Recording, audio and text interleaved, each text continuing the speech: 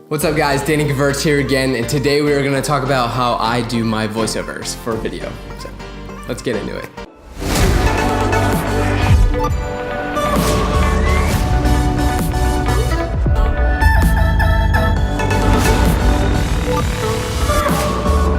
First thing I want to do is just show you a quick few examples of my voiceover work. Every mile felt like one step closer to a world we didn't know what to expect out of. And for the first time in 3 years, it was just us. I think that I forgot that you don't need to travel the world to feel inspired or need anything or anyone to create something you love. We dared to wander. We dared to look down into raging waters 1,000 feet below our ground. We dared to hike the cliffs which no path had ever been carved before. But not once did any of us dare to feel afraid. So a question I get asked a ton is how I make my voiceover sound very professional, and I do so on such a cheap budget level. Like, it's so easy. So first thing I want to do is talk about the gear and software I use to record my voiceovers. The mic I use is extremely cheap. It was probably like $60 and I got it from Best Buy, so it's not like a niche like microphone. It was super cheap, super like consumer ready to use. The mic I use is a Blue Snowball, and this is kind of what it looks like. It just like sits on your desk like so. It plugs in via USB, so it's super easy to use, and you can plug it into your computer without having to get any extra attachment. On the Blue Snowball mic, the setting I use for voiceovers is the setting number 1. There's 3 settings. I use the first one. It's for just kind of talking right up to the mic, super close. It captures the audio at super high quality. I make my video, I make sure it's finished, I make sure all the audio is good, and then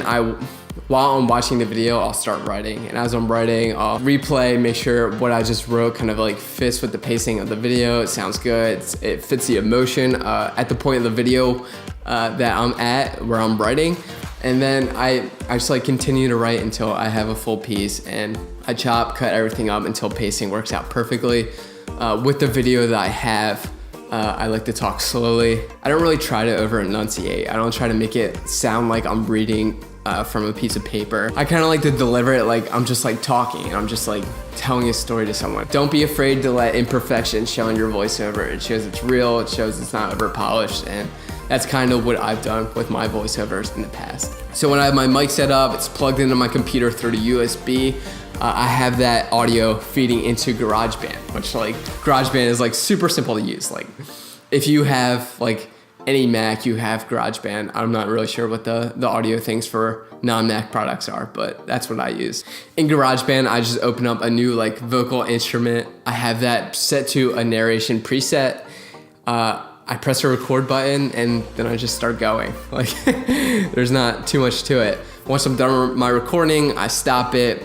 I play with these little tuners down here, kind of get like, just like play with it until the sound kind of like feels right.